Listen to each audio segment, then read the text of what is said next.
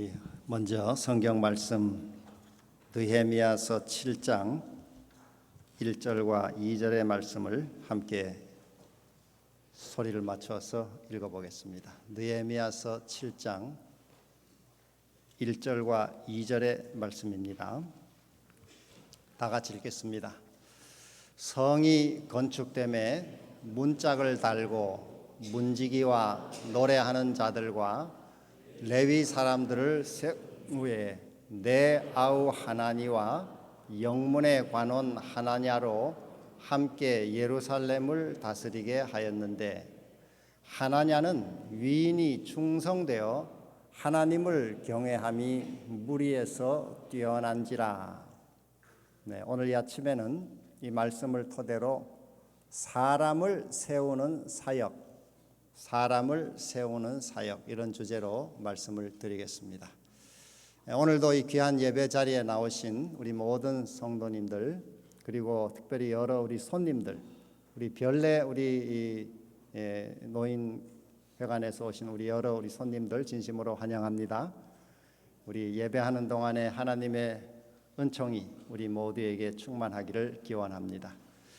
또 여러 사정 때문에 이 영상으로 예배하시는 분들에게도 하나님의 은총이 함께 하시기를 기원합니다.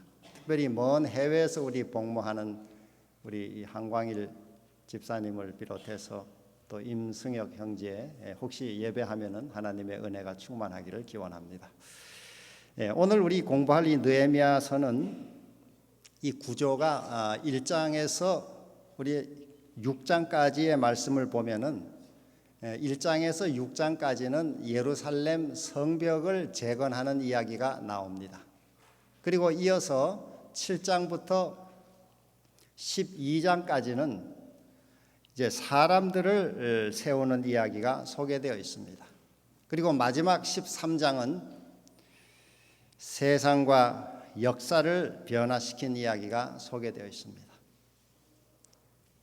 오늘 우리가 살펴볼 느헤미야 7장 1절과 2절의 이야기는 예루살렘 성벽이 52일 만에 완성된, 우리 느헤미야 6장 15절에 성이 52일 만에 끝났다 이렇게 한 기록을 우리가 지난번에 살펴보았는데, 이 성벽 재건이 끝난 다음에 이어지는 이야기가 오늘 7장 1절과 2절의 이야기입니다.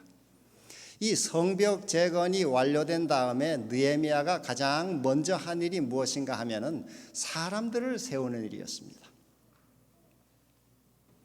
느헤미야는 이제 성벽 세우기에서 사람 세우기로 과감히 초점을 전환하고 있습니다. 바로 이 점이 느헤미야 리더십의 아주 훌륭한 점이죠. 사실 세상의 모든 일은 사람에게 달려 있습니다.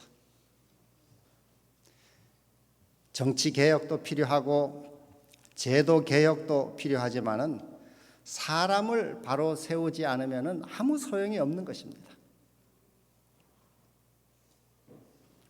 그래서 하나님의 방법은 사람을 세우는 것이다, 이런 말이 있습니다. 하나님의 방법은 사람을 세우는 것이다. 지금까지 세상을 바꾸는 일에 세 가지 방식이 있었습니다. 첫째는 정치 체제를 바꾸는 이 정치 혁명이 있었죠. 이 세상을 바꾸기 위해서 정치 혁명들이 일어났습니다. 예를 들면은 러시아가 1917년에 공산주의 혁명을 통해서 그 체제를 바꿔봤습니다. 그런데 그 공산 체제가 70년이 못 가고 무너져 버렸습니다. 그 왜 무너졌을까요? 세상을 바꾸는 일은 이 정치 체제로 되는 것이 아니라 사람을 바꾸지 못했기 때문에 그렇습니다. 사람이 바뀌지 않은 것입니다. 두 번째로는 사상 개혁이 있습니다. 사상을 바꾸어서 세상을 바꾸겠다. 그런데 아직까지도 이 세상을 변화시키는 완전한 사상이 나오지 않고 있습니다. 세상은 여전히 유토피아를 그리워하지만 유토피아가 실현되지 않고 있습니다. 이것도 역시 사상의 문제가 아니라 사람이 문제이기 때문인 것입니다. 마지막 세 번째는 사람을 세우는 것입니다. 사람을 세우는 것이죠. 이게 예수님의 방식이었습니다. 예수님은 이 땅에 오셔서 정치 혁명도 하지 않으시고 사상 개혁도 하지 않았지만은 그분은 별 볼 일 없는 12명의 제자를 세워서 그들을 말씀으로 양육하고 훈련하고 이 세상에 파송했습니다. 그랬더니 그 결과로 그 사람들이 세상을 변화시켰습니다. 하나님께서 오늘 우리에게 주신 그런 사명도 역시 사람을 세우라고 하는 똑같은 사명을 우리에게 주셨습니다. 우리 제7일 안식일 예수 재림교회가 예수님의 마지막 사명이라고 우리 늘 믿고 그 사명을 감당하고자 하는 그 유명한 구절인 우리 마태복음 28장 18절에서 20절의 말씀을 우리 소리를 맞춰서 읽어보겠습니다. 우리 화면에 나오는 말씀을 우리 소리를 맞춰서 읽겠습니다. 시작. 예수께서 나와 일러 가라사대 하늘과 땅의 모든 권세를 내게 주셨으니 그러므로 너희는 가서 모든 족속으로 제자를 삼아 아버지와 아들과 성령의 이름으로 침례를 주고 내가 너희에게 분부한 모든 것을 가르쳐 지키게 하라. 볼지어다 내가 세상 끝날까지 너희와 항상 함께 있으리라 하시니라. 이 말씀은 사람을 세우라는 것입니다. 모든 족속으로 가서 제자를 삼아서 하나님의 이 복음을 가르치고 그 복음의 말씀으로 양육하고 다시 세상으로 내보내서 사람들을 구원하라고 하는 것입니다. 이것이 오늘 우리가 받은 지상 최대의 명령입니다. 우리 삼육대학교가 있고 삼육대학 교회가 존재하는 것은 바로 이런 사명을 이루기 위해서 있는 것입니다. 삼육서울병원이 있는 것도 그 일을 위해서 있는 것이고 또 우리 삼육외국어학원이 있는 것도 그 일을 위해서 있는 것이고 지역 교회들이 다 이 사명을 이루기 위해서 있는 것입니다. 너희는 가서 모든 족속으로 제자를 삼아 아버지와 아들과 성령의 이름으로 침례를 주고 또 내가 분부한 모든 것을 가르쳐 지키게 하라. 오늘 우리 모든 성도들께서는 이 귀한 사명을 받고 이곳에 나와 계십니다. 이 교회 생활도 그저 공간 이동만 왔다 갔다 하는 게 신앙생활의 내용이 아니고 이 신앙생활의 중요한 내용은 바로 예수 그리스도의 이 사명을 우리가 실천하기 위해서 있는 것입니다. 느헤미야에게 성벽 완성이 외적인 인프라를 완성한 것이라면은 이제 오늘 7장부터 다음 일은 사람을 하나하나 세우는 일이었습니다. 여기 느헤미야는 어떤 사람들을 세웠습니까? 오늘 이 짧은 구절 속에 두 부류의 사람들을 세운 것을 보게 됩니다. 첫 번째는 느헤미야는 예배자들을 세웠습니다. 예배자들. 우리 7장 1절의 말씀을 다시 한번 읽어보면 성이 건축됨에 문짝을 달고 노래하는 문지기와 노래하는 자들과 레위 사람들을 세운 후에 여기 보면은 느헤미야가 제일 먼저 세운 사람이 이 성을 지키는 문지기를 세웠습니다. 문지기. 그 다음에는 노래하는 사람, 성전에서 우리 여기 오늘 찬양하셨던 찬양대원처럼 이 찬양대를 세운 것입니다. 그 다음에는 레위 사람들을 세웠다. 이 세 종류의 사람을 세웠습니다. 이게 다 예배자들입니다. 예배하는 사람들을 먼저 세운 것이죠. 이 참 중요한 의미가 이 속에 들어 있습니다. 그 중에 문지기를 이렇게 먼저 세운 것은 특별한 의미가 있습니다. 왜냐하면은 이전에는 그 예루살렘 성에 이 주변 족속들이 마음대로 드나들면서 노략질을 했습니다. 그래서 우리 지난번 첫 시간에 배운 대로 이 성이 다 회파되어 버렸습니다. 불타버리고 이 외부 사람들이 마음대로 들어와 가지고 이 성을 노략질도 하고 파괴도 하고. 그러나 이 문지기를 세운다 하는 말은 이제 더 이상 이 하나님의 도성을 그렇게 방치하지 않겠다는 뜻입니다. 다시 말해서 하나님의 도성을 지키고 수호하겠다는 것이 이 문지기를 세운다는 이 말 속에 들어있는 매우 중요한 의미라고 할 수 있습니다. 옛날 그 중국의 그 강력하게 만든 만리장성도 문지기 때문에 무너졌다는 거예요. 문지기 때문에.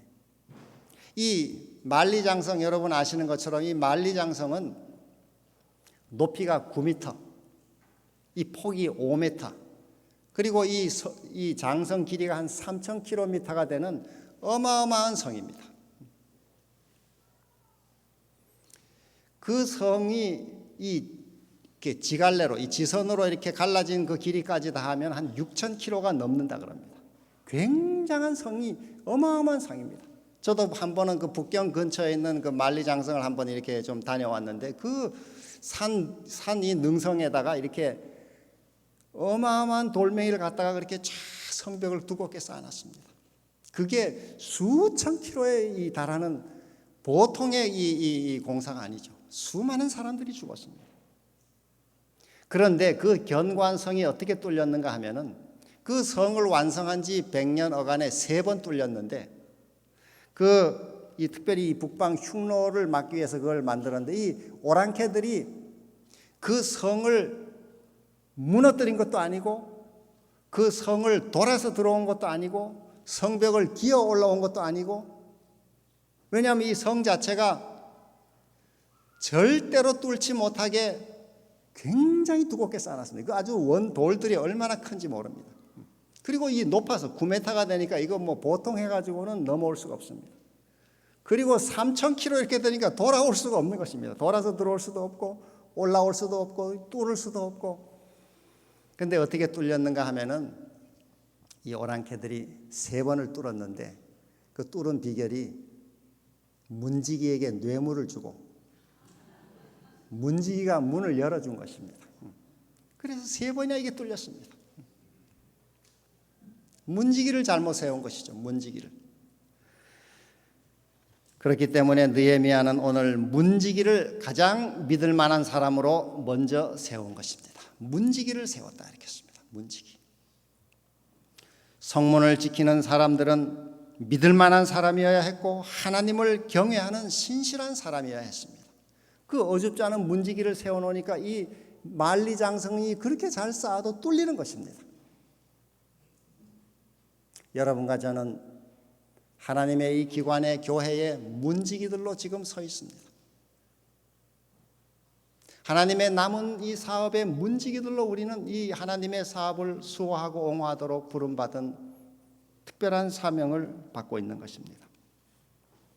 이 문지기에게는 2가지가 요구되는데 하나는 충성심이 요구되는 것이죠. 믿을 만한 사람이어야 합니다. 믿을 만한 사람.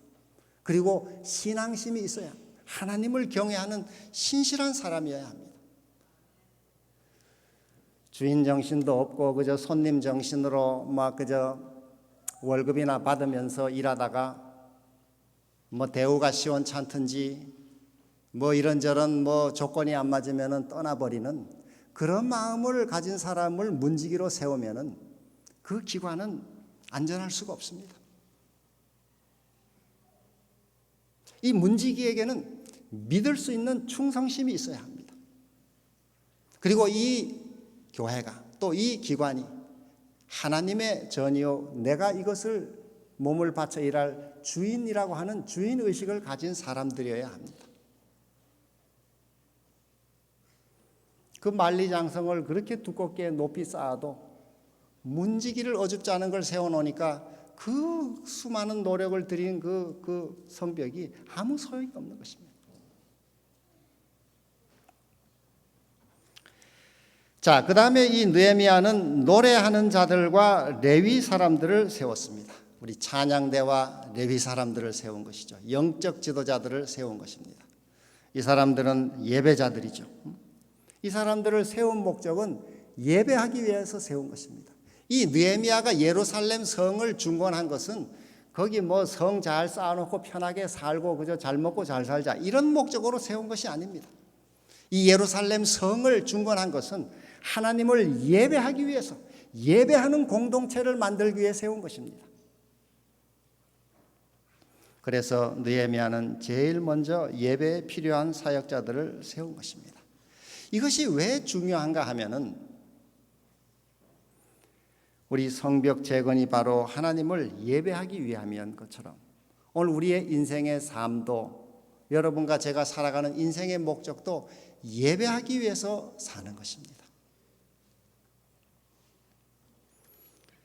인생의 제1 목적이 바로 예배라고 하는 것이죠. 그러므로 그리스도인들에게는 이 예배가 가장 중요합니다.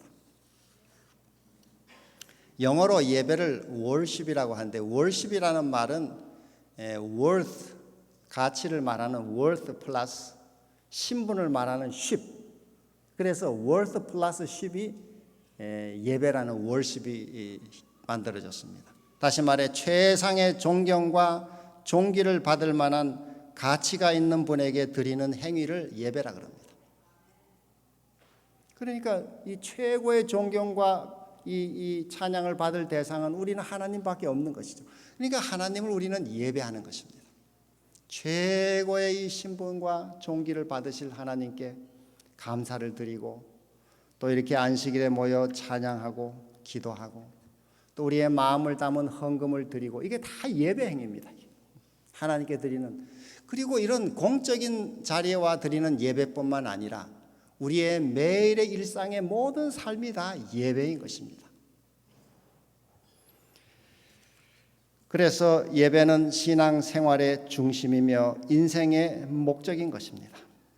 일찍이 이사야 선지자는 이사야 43장 7절에 무릇 내 이름으로 일컫는 자 곧 내가 내 영광을 위하여 창조한 자를 오게 하라. 그들을 내가 지었고 만들었느니라. 하나님이 사람을 만드신 목적도 예배하도록 만드셨다는 것입니다. 창조주를 예배하도록.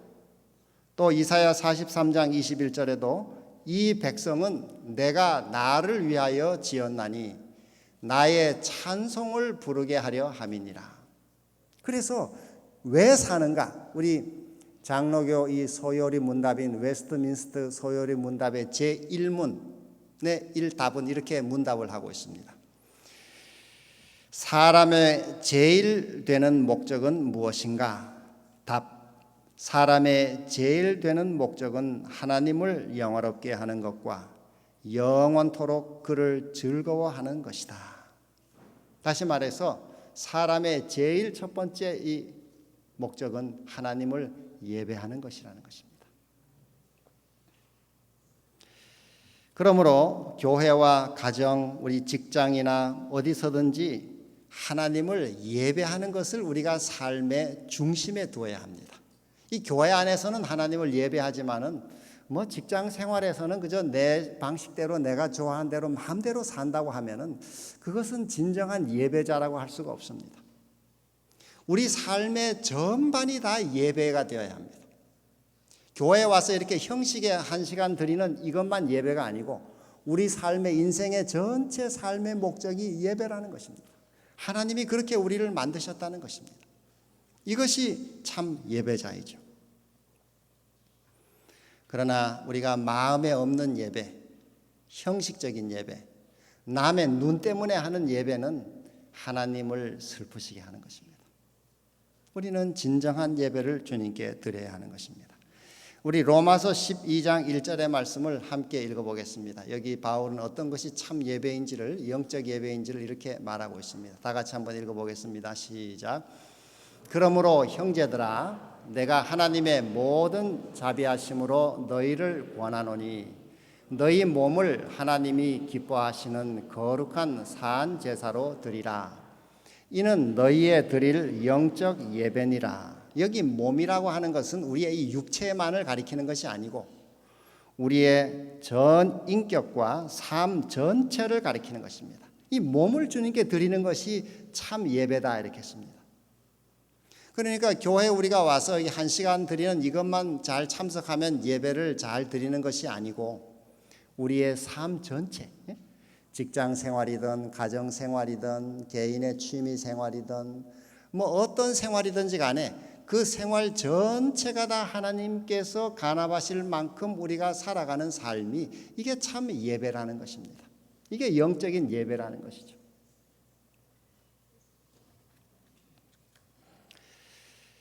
사도 바울은 그래서 고린도전서 10장 30절에 그런즉 너희가 먹든지 마시든지 무엇을 하든지 다 하나님의 영광을 위하여 하라 이렇게 했습니다. 여러분이 뭘 먹을 때도 또 뭘 마실 때도 이게 하나님의 영광을 위해서 하는 것이 되라는 것입니다. 우리가 이 교회에 와서 여기 한 시간 앉아 예배만 드린다고 하나님을 예배하는 것이 아니고 가정에서 어디 뭘 드시든지 뭘 마시든지 또 뭐 내가 돈을 쓰든지 이게 다 하나님의 영광을 위해서 하는 그 일이 될 때에 그게 다 예배가 되는 것입니다. 그래서 오늘 우리는 특별히 우리 재정을 사용할 때 어떤 분은 한 3번씩 물으라는 거예요. 돈을 쓸 때. 이게 정말 하나님의 영광을 위해 내가 지금 이게 쓰는가? 이 돈을 내가 쓰는 게 이게 정말 하나님께 영광이 되는가? 이렇게 물으라는 거예요. 이게 너무 지나친 과소비가 아닌가? 이게 좀 사치가 아닌가?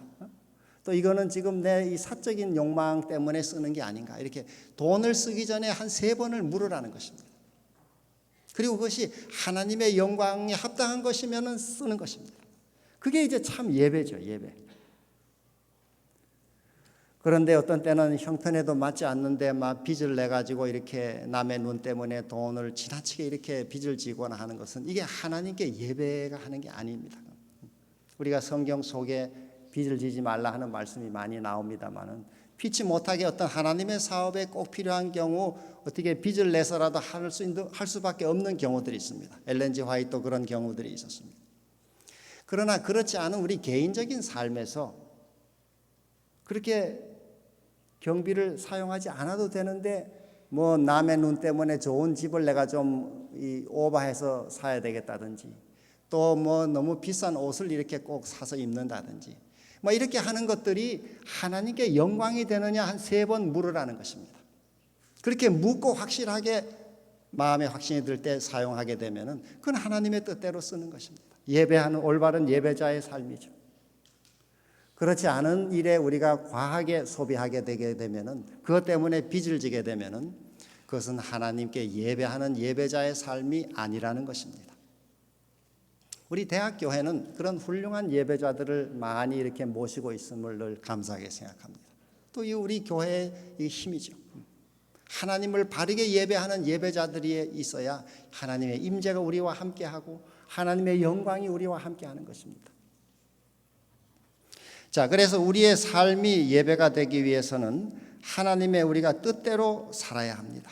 로마서 12장 2절을 함께 읽어보겠습니다. 로마서 12장 2절 시작. 너희는 이 세대를 본받지 말고 오직 마음을 새롭게 함으로 변화를 받아 하나님의 선하시고 기뻐하시고 온전하신 뜻이 무엇인지 분별하도록 하라.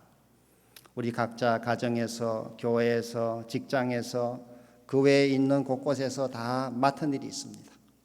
아무리 사소한 일이라 할지라도 그 작은 일을 하면서도 이게 하나님의 뜻인가?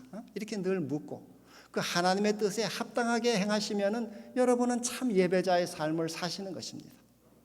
그런 것이 없이 마음대로 살다가 그저 안식일에 교회만 와서 1시간 예배 드린다고 예배자가 되는 것이 아니죠. 뭐 그것도 안 하는 것보다는 훨씬 훌륭합니다만은 그것이 예배의 전부는 아니라는 것입니다. 그래서 말틴 루터는 우유를 짜는 사람은 하나님의 영광을 위해 소의 젖을 짤 수 있다 이렇게 했습니다. 이 소젖 짜는 일도 이게 하나님의 영광을 위한 일이 될 수 있다는 거죠. 다시 말해서 예배와 삶은 하나라는 것입니다. 예배가 삶이고 삶이 예배라는 것입니다. 그래서 예배와 삶을 이렇게 나누어 분리해서 생각하지 말라는 것입니다. 예배가 회복되어야 우리 신앙생활과 인생이 회복되게 되어 있습니다. 여러분 혹시 이렇게 사시면서 내 인생이 요즘 자꾸 불행하고 악순환이 이렇게 자꾸 이렇게 악순환에 내가 이렇게 헤매고 있다고 느끼신다면은 예배의 문제를 한번 여러분 점검해 보셔야 합니다. 왜 나는 이렇게 일이 자꾸 안 풀리고 자꾸 이렇게 삶이 비극이 이렇게 이 줄을 잇는가? 내 삶이 뭐가 이렇게 복잡하고 이렇게 문제가 자꾸 생기는가? 이렇게 할 때 내 삶을 돌아보면서 내가 하나님을 지금 바로 예배하고 있는가를 점검하셔야 합니다. 이 교회에 오시는 것만 점검하는 게 아니고 내 삶의 모든 일상사가 이게 예배라고 했는데 그 일상사가 하나님의 뜻대로 내가 지금 살고 있는지, 하나님의 영광을 위해 내가 살고 있는지를 점검해야 합니다. 예배를 점검해야 합니다. 그 예배가 바로 서면은 우리 삶의 여러 부분들이 회복되게 되어 있습니다.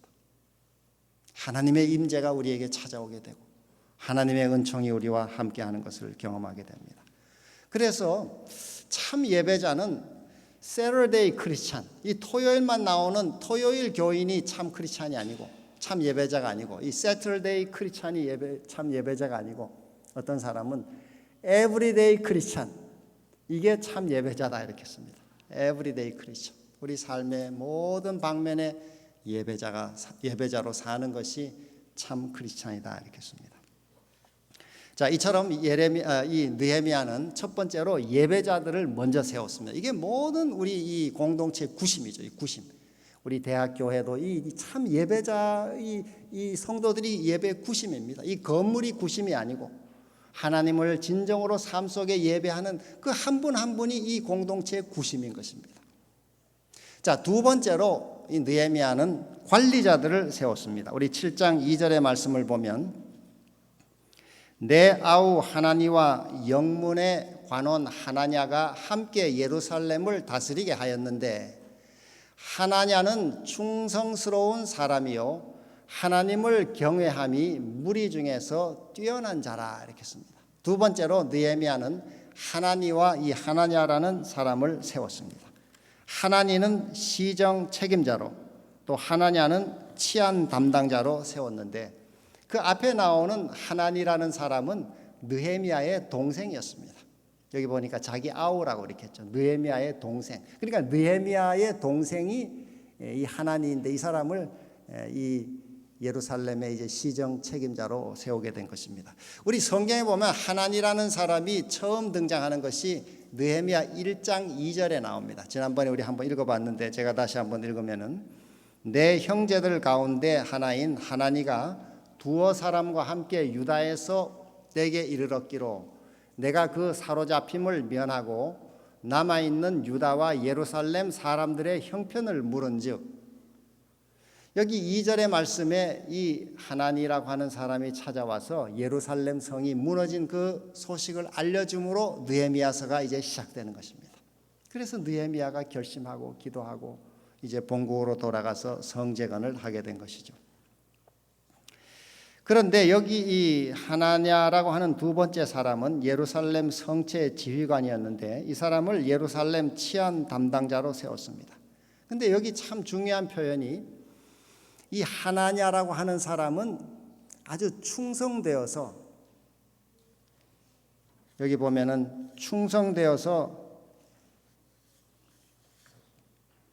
충성스러운 사람이요 하나님을 경외함이 무리 중에서 뛰어난 자라 이렇게 써요. 이 성경에 이렇게 기록으로 남겨놨습니다. 하나냐는 어떤 사람인가? 충성스러운 사람이고 하나님을 경외하는 이 신앙심이 무리 중에서 아주 뛰어난 자다 이렇게 씁니다. 다시 말해 이 느헤미야의 인사 기준 원칙이 여기 소개되어 있는데 그 두 가지가 나와 있습니다. 하나는 충성심이고 아까 말씀드린 대로 또 하나는 신앙심이었습니다. 신앙심. 문지기들도 역시 마찬가지고 이게 느헤미야의 기준이었습니다. 어느 공동체든지 어느 교회든지 이 두 가지가 늘 핵심이죠. 오늘 저희 모두도 주님의 일꾼들로서 나는 이 두 가지의 자질과 삶을 실천하고 있는지를 한번 생각해 보아야 할 것입니다. 나는 이 교회의 주인인가 객인가? 그저 문짝처럼 왔다 갔다 그저 이렇게 공간 이동만 늘 하고 있는 신앙인인가? 아니면 나는 이 대학교회의 사명을 같이 하는 주인인가? 지난번에 말씀드린 대로 주인과 객은 우리가 카페에 앉아 우리 차를 마실 때 주인과 객을 쉽게 알아볼 수 있습니다. 카페가 시끄럽고 뭐 이렇게 소란스럽고 뭐 휴지가 떨어지고 지저분하고 이럴 때 손님은 뭐 별 신경 안 씁니다. 뭐 이게 시끄럽든지 지저분하든지 뭐 아무 관심이 없습니다.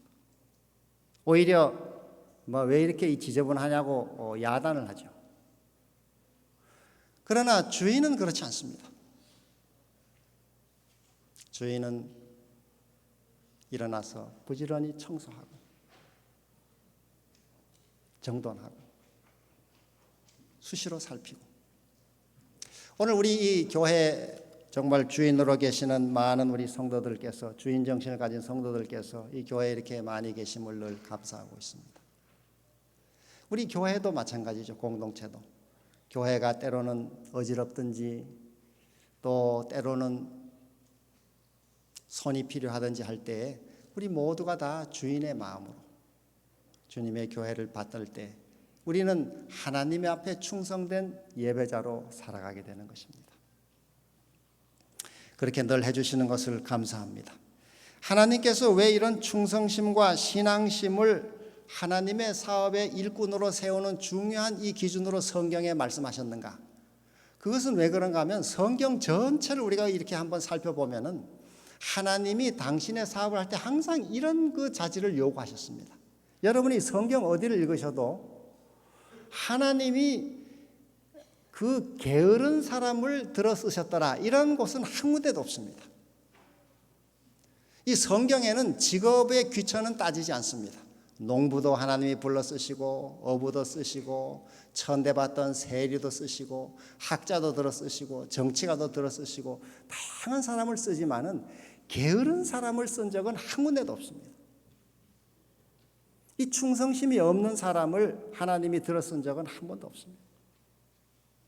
오늘 우리의 이 신앙생활에서 하나님의 남은 이 마지막 사업 역사의 정말 예언의 끝자락에 이제 마지막 사명을 감당해야 될 남은 백성으로서 우리가 하나님의 일꾼으로 살아가는 일에는 이런 충성심이 요구되는 것입니다.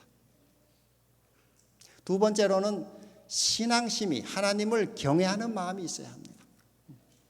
하나님을, 느헤미야는 자기는 하나님을 경외함으로 총독의 녹을 12년간 받지 않았다 이렇게 씁니다. 느헤미야 5장에 보면은 느헤미야는 총독으로 당연히 받을 몫이 있었는데 그가 12년간을 총독의 녹을 자기가 받지 않았다 이렇게 씁니다. 왜냐하면 하나님을 경외했기 때문에, 그리고 백성의 이 노역이 너무 심했기 때문에 자기가 그 돈을 차마 받을 수가 없었다는 거예요. 하나님의 일꾼의 귀한 자질을 여기 이렇게 소개하고 있는 것입니다. 그래서 우리 고린도전서 4장에도 맡은 자들에게 구할 것은 충성이니라 이렇게 말씀하셨습니다. 그리고 이 충성은 갈라디아 5장의 성령의 열매라고 말씀했습니다. 오늘 우리가 하나님의 충성된 일꾼이 되기 위해서는 성령의 충만을 받을 수밖에 없습니다. 그걸 받아야 우리가 충성된 일꾼이 될 수가 있습니다. 뭐 내가 오늘부터 충성해야지 이렇게 결심한다고 저절로 충성이 되지 않습니다. 인간의 이 본성이라고 하는 것은 그저 편안하고 안일하고 그저 귀찮은 걸 안 하고 싶고 이런 것이 우리 마음의 본성입니다. 성령께서 우리 마음에 늘 충만히 계셔야 우리의 삶을 충성된 일꾼으로 세울 수가 있는 것입니다. 그러므로 오늘 우리 이 하나님의 마지막 교회에 부름받은 우리 성도들로서 날마다 우리 성령의 침례를 구하고 그 성령의 충만을 통해서 우리가 가정에서, 교회에서, 우리의 직장에서 우리 하나님을 바르게 예배하는 충성된 주님의 일꾼들이 다 될 수 있기를 간절히 기원합니다. 우리 대학교회는 그런 사람을 세우는 교회입니다. 다음 세대 일할 일꾼들을 세우는 교회죠.